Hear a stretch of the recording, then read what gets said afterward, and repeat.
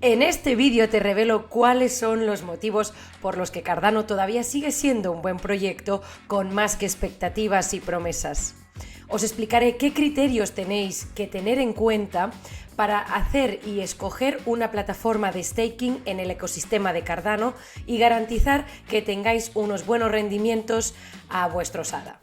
Tenemos que tener en cuenta que Cardano es una blockchain de código abierto y está constituida por 3 organizaciones: Cardano Foundation, luego tendríamos IOHK, que es la empresa tecnológica y que se encarga de la parte técnica del proyecto, y finalmente tendríamos a Emburgo, que es el músculo financiero. Cardano se describe como una blockchain de tercera generación.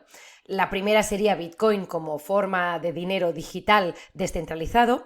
La segunda ya entraría Ethereum en el momento que se introducen los smart contracts para dar lugar a estos servicios financieros. Y la tercera abarcaría ya el Internet de la blockchain, que es con lo que se identifica Cardano. Bien, Cardano pretende dar solución a 3 conceptos muy importantes: la interoperabilidad, la escalabilidad y la sostenibilidad. Cuando mencionamos escalabilidad, nos referimos a las famosas transacciones por segundo. Intentar que se lleven a cabo el mayor número de transacciones por segundo con el mayor tiempo posible. ADA utiliza la prueba de participación Ouroboros, la cual selecciona grupos de participación en función del número de hadas que tengan en la red. La última versión es Ouroboros Hydra, la cual permite las transacciones en paralelo ya, soportando más operaciones por segundo. Han conseguido aumentar el tamaño del bloque con el fin de elevar la capacidad de la red. En cuanto a la interoperabilidad, tenemos que tener en cuenta la colaboración con OneChain. Finalmente, cuando se refiere a la sostenibilidad, implica que para contribuir a ella, Cardano propone crear una reserva que se financie con los costes de transacción. Es decir, estos fondos que se irían acumulando se almacenarían en una wallet, el uso de la cual sería controlado por los smart contracts estipulados. De este modo, se podrían financiar proyectos prometedores una vez los usuarios hubieran presentado sus propuestas y se hubieran valorado. Con esta iniciativa, los proyectos no se verían obligados a constituir una ICO para financiar el desarrollo del proyecto. El hecho de que esta blockchain suponga tenerla en el punto de mira para sus competidores es porque se constituye como criptomoneda, como editor de contratos inteligentes y a la vez como creador de protocolos, así como de aplicaciones descentralizadas. Por lo que cuando haya completado su desarrollo, se dice que puede ser un contrincante para Ethereum. Del mismo modo, se han mencionado numerosos proyectos o ideas a llevar a cabo dentro de Cardano, que permitiría a la vez cambios importantes en nuestra sociedad para contribuir a ella de un modo u otro. Por ejemplo, entre estos objetivos tiene la intención de institucionalizar las criptomonedas para crear algo similar a la red de SWIFT para las transacciones bancarias, pero de modo descentralizado. SWIFT, para quien no lo sepa, es una serie de números que sirve para identificar al banco receptor cuando se ha hecho una transferencia. También ha demostrado Cardano la sinergia de la tecnología con la beneficencia, sobre todo en África. En Etiopía, por ejemplo, este país es uno de los primeros territorios donde Cardano pudo implementar con éxito una red blockchain. Como resultado, 5 millones de estudiantes, 3.500 escuelas y 750.000 profesores pudieron crear un documento identificativo y almacenarlo en la blockchain, lo que sería aquí en España que conocemos como DNI. Se trata de un documento de identidad no falsificable que además les permitiría registrar el nivel educativo que tienen. También tiene proyectos como Meld, que es a Cardano lo que Aave es a Ethereum, el cual se trata de un sistema de staking bancario DeFi sin protocolo. Con todas sus ideas y sus futuras implementaciones, quieren conseguir que las cripto sean más atractivas para los bancos y gobiernos y adoptar de forma masiva su uso. Veremos si esto lo pueden conseguir y a estos les interesa. No obstante, a pesar de que ADA obtuvo mucha fama por las expectativas que parecía tener el proyecto y entrar pronto en el top 10 de criptomonedas, hay que decir que actualmente también se ha ganado la fama de proyecto fantasma por su ausencia de proyectos y también retrasos en las implementaciones. No es que no hicieran nada, pero simplemente las actualizaciones o implementaciones que se estipulan en el roadmap han ido más lentas de lo que se esperaba y los detractores dicen que se invierte en humo, básicamente. Pero creo que los usuarios también pueden ser conscientes de este hecho, porque en parte es objetivo. No obstante, Charles ya informó que se trataba de 3 eras: los metadatos, después los tokens y luego los smart contracts. Es verdad que, por ejemplo, la última actualización que tuvimos, el hard fork de Basil, se retrasó hasta 2 veces debido al descubrimiento de errores que generaron algunos problemas. Y del mismo modo tenemos la actualización de Alonzo, la cual fue la anterior a la comentada de Basil, la cual se dio en el otoño de 2021, por lo que podemos ver que transcurrió bastante tiempo entre una y otra actualización. Sí que parece que se tomen su tiempo, pero también es sabido que la garantía de que funcione y sea eficiente cada actualización está muy garantizada. Tan seguros están de esto que fue el propio Cardano quien lanzó un programa de recompensas para descubrir vulnerabilidades en la red justo antes de implementar los smart contracts. De este modo aseguraban que una vez se implementaban los smart contracts apenas habría errores, porque diríamos que el hecho de que sea 100% perfecto y 100% seguro de momento no existe. Se informaron más de 250.000 vulnerabilidades, lo cual implica que a día de hoy, una vez implementados los smart contracts, el ecosistema tenga una buena base, sea firme y libre de riesgos prácticamente. Fue la misma actualización de Alonzo la que implementó la capacidad de crear los contratos inteligentes utilizando el lenguaje de secuencias de comandos Bluetooth, lo cual ha supuesto como más de 1.000 proyectos constituidos dentro de Cardano.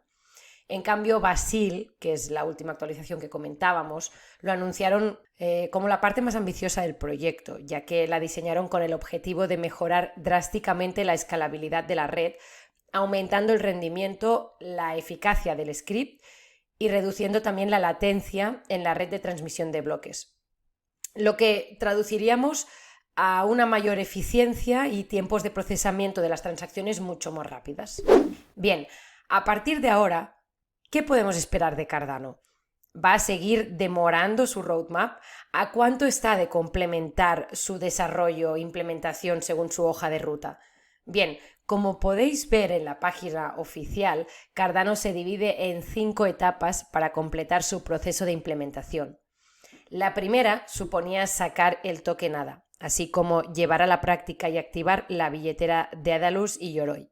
La segunda, que se denomina Shelly, suponía la descentralización de la red, cediendo los nodos a cargo de los participantes de la red y al mismo tiempo implicó el inicio del staking en el mundo de las criptomonedas, ya que fue la primera blockchain que permitió el staking y los famosos ingresos pasivos que recibiríamos a partir de entonces. La tercera fase, Goguen, permitió los smart contracts ya, los cuales permiten la creación de aplicaciones descentralizadas, las famosas dApps que conocemos, dentro de Cardano. Y ya en 2022 nos encontramos en la fase de Basho, que es la cuarta, con el objetivo de optimizar el sistema y conseguir la escalabilidad. La optimización se conseguía con la actualización que hemos mencionado de Basil, nombre que se le otorgó también en honor a un fallecido que era embajador de Cardano. En cuanto a la escalabilidad, se desarrollan las cadenas laterales, las llamadas sidechain en inglés, y que funcionarán como cadenas paralelas a la red principal, como diríamos con las parachains en Polkadot, pero cada blockchain con sus peculiaridades. Por cierto, si te gustaría que hiciera un vídeo sobre las diferencias entre Cardano y Polkadot en este aspecto, déjamelo en los comentarios y si todavía no lo has hecho, te recomiendo que le des un like a este vídeo y si lo consideras también suscríbete al canal. Bien, seguimos. En la fase de Basho también se introducirán los estilos de contabilidad paralelos. Eso quiere decir que se seguirá utilizando un modelo Ucho, que es el que utiliza Bitcoin. Pero se le añadiría la capacidad de admitir y modificar entre 8 y modelos basados en cuentas mediante cadenas laterales. La cuestión es que esta actualización en la contabilidad permitirá una mayor interoperabilidad y la capacidad de admitir nuevos tipos de casos de uso en la red. Actualmente no hay una fecha exacta que nos diga cuándo se complementa el proceso de la fase de Basho. Tendremos que esperar simplemente a que completen los objetivos en función de lo que hemos comentado hasta ahora. En consecuencia, tampoco tenemos la fecha para saber cuándo se dará exactamente el inicio de la quinta y última parte de desarrollo de Cardano, la cual se llama Voltaire. En esta fase, digamos que Cardano se convertirá en un sistema autosuficiente, pero lo que sí sabemos es que cuando ésta llegue, solo quedará consolidar lo que sería la gobernanza, creando un sistema de votación y tesorería que permitirá a los usuarios influir en el desarrollo del futuro de la red. Con este fin existirá la opción de poder presentar propuestas de mejora para la propia red, las cuales serán votadas por las partes interesadas, aprovechando el proceso de participación y delegación ya existente. Al final, el objetivo de Cardano será mantenerse en la red de una forma descentralizada y siempre garantizando una buena infraestructura. Por eso también se defiende en que va más lenta, porque está construyendo unos buenos cimientos. Bien, ahora que ya conocemos en qué se enfoca el proyecto de Cardano y cuáles son sus fases de desarrollo e implementación del proyecto, me gustaría hablaros del tema del staking y qué tenemos que tener en cuenta para saber escoger el mejor pool de staking y poder así recibir los mejores rendimientos del ecosistema de Cardano. En mi opinión, hacer staking en la red de Cardano, teniendo en cuenta sus características y que fue la pionera en conseguir que podamos tener derechos de voto y recibir recompensas por parte de la blockchain, ya me dice muchas cosas. Pero no obstante, vamos a analizar un poco más a fondo. En primer lugar, tenemos que preguntarnos de dónde vienen las recompensas que vamos a recibir. Os dejaré un artículo por aquí abajo que lo explica, pero básicamente en el ecosistema de Cardano hay un pote de recompensas, el cual está formado por el 0,3% de las reservas de ADA junto con todas las fees o comisiones de las transacciones de cada época, ¿vale? Que recordar que cada época en staking de Cardano son 5 días, ¿vale? Entonces, el 20% del pote de reservas se destina a la tesorería para dar soporte al desarrollo del proceso de voto de Catalyst. Y por otro lado, el 80% restante se usa para las recompensas del staking de Cardano.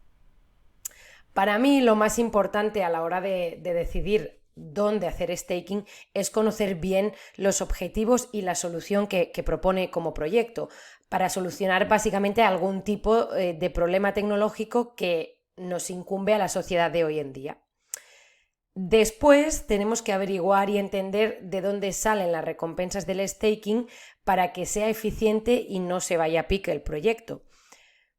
Una vez tenemos estos datos, ya solo nos quedaría fijarnos en los detalles del pool donde queremos hacer staking. Escogería una billetera que fuera eficiente, como Eternal, por ejemplo. Podéis usar otras como Yoroi, Naomi o Daedalus, ¿vale? Pero eso ya va en función de cada uno, del criterio de cada uno, en función de, por ejemplo, pues si quieres una interfaz que sea visiblemente más fácil de gestionar, o igual sea más técnica, pero a la vez es más eficiente que las otras. Esto lo tendréis que averiguar vosotros mismos. No obstante, si queréis, os dejaré por aquí arriba una entrevista que le hicimos a un SPO de un pool de staking de Cardano, que se llama Capo, el pool, por si lo queréis buscar, el cual ya nos explica muchos detalles también a la hora de qué criterios escoger o tener en cuenta para escoger una buena billetera y que ésta sea, pues, que rinda y que no vaya muy lenta a la hora de hacer cualquier transacción, ¿vale? Entonces, como hemos dicho, escogeríamos una billetera y después también nos fijaríamos al ver el pool, el nivel de saturación que tiene este pool, que esté en verde sobre todo, para que nos dé el 100% de los rewards que podemos, digamos, optar, ¿vale? Tener en cuenta que aunque esté en naranja, que esto digamos sería el índice que nos marcaría que no queremos entrar en este pool porque se está a punto de saturar, ¿vale? Aunque entremos en algo que está naranja, sí que nos siguen dando el 100%, pero te está avisando que se está a punto de saturar. Una vez llega al 100% de saturación, entonces sí que es cuando empiezan a bajar los rendimientos y no recibirías el 100% de los rewards que te tocarían, ¿vale? Por tus hadas en aquel staking. Por otro lado, tenemos que mirar también que tenga más de un server, para que así nos podamos asegurar que no se va a caer y que de este modo no se puede aplicar ninguna penalización. Otra cosa que tenemos que tener en cuenta también es el porcentaje del rendimiento que ofrece, que es lo que se marca como ROA, ¿vale? Así como fijarnos en el que el pool tenga el mínimo de comisiones para que se queden el mínimo de los ADA delegados. Si la comisión es menor del 1%, que se muestra, pues sería fantástico, podríamos entrar en ese pool, nos interesaría porque nos cobrarían muy poca comisión. ¿Qué más? El pledge. El pledge es lo que los creadores de este pool tienen comprometido dentro de este. Es decir, si vemos que tienen bastante cantidad dentro del pool, querrá decir que confían en este. Por otro lado, tenemos que tener en cuenta que tenga más de un server, de un servidor, para así asegurarnos que no se va a caer y que de este modo no se le pueda aplicar una penalización. Más que nada porque si puede fallar uno de los servers que tenga, automáticamente entre en funcionamiento el otro para seguir generando y haciendo la función de staking, porque de otro modo, si se cae, nos van a aplicar una penalización, como he dicho, y no nos interesa perder nuestro ADA o gran parte de ellos, ¿vale? Otra cosa que también tenemos que tener en cuenta es el porcentaje de rendimiento que ofrece, ¿vale? Que esto se marca como ROA. Dicho esto, me gustaría que os quedaran claros estos criterios porque son los que realmente son importantes para poder decidirnos o decantarnos en función de una pool u otra. Y también os recuerdo que por aquí arriba tenéis la entrevista que os he mencionado antes a uno de los ESPO de un pool de Cardano, ¿vale? En esta entrevista os dan muchos más detalles, más técnicos también, pero que creo que vale mucho la pena verlo si quieres hacer staking dentro del ecosistema de Cardano. Un placer haberte tenido por aquí y no olvides darle like si no lo has hecho todavía, que me ayudará mucho, y considera suscribirte si todavía no lo has hecho tampoco. Así que nos vemos en el próximo vídeo y que vaya muy bien. Adiós.